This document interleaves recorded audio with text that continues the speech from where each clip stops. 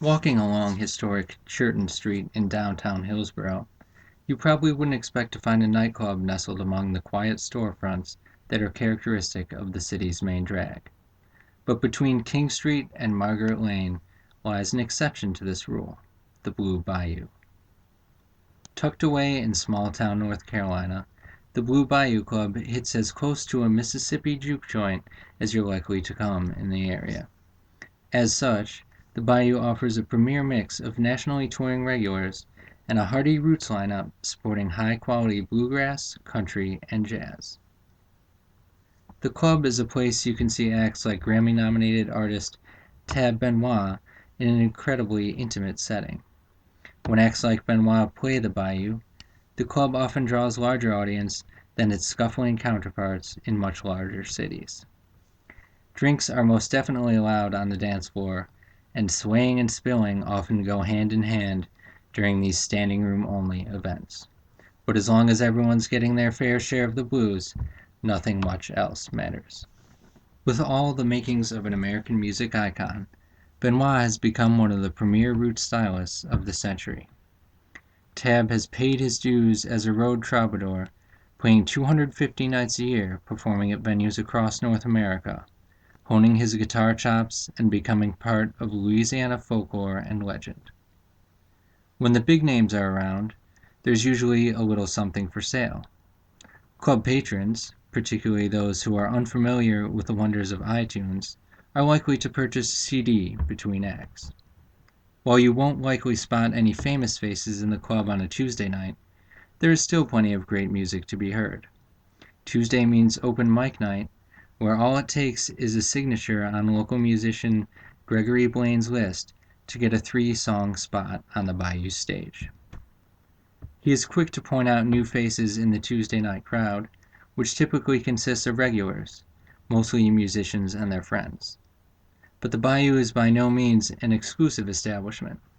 Owner Gary Lee says he started the club as a place where people of all ages over 21 could find connection with each other and with live music. While some people find the blues to be too crude or depressing for their musical tastes, the Blue Bayou works hard to promote a rich experience with the genre. 6 nights a week, you can find Bayou manager Jay in the club's corner making sure the live music Gary touts is sounding good. When he's not at the sound station, he's probably scrambling around in back, or maybe, if you're lucky, getting ready to play a quick set with his band. Over at the bar, Cameron is busy keeping thirsty Bayou patrons happy.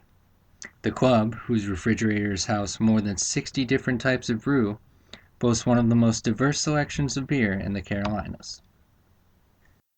The Bayou is the kind of place where there's never a line for the ladies' room.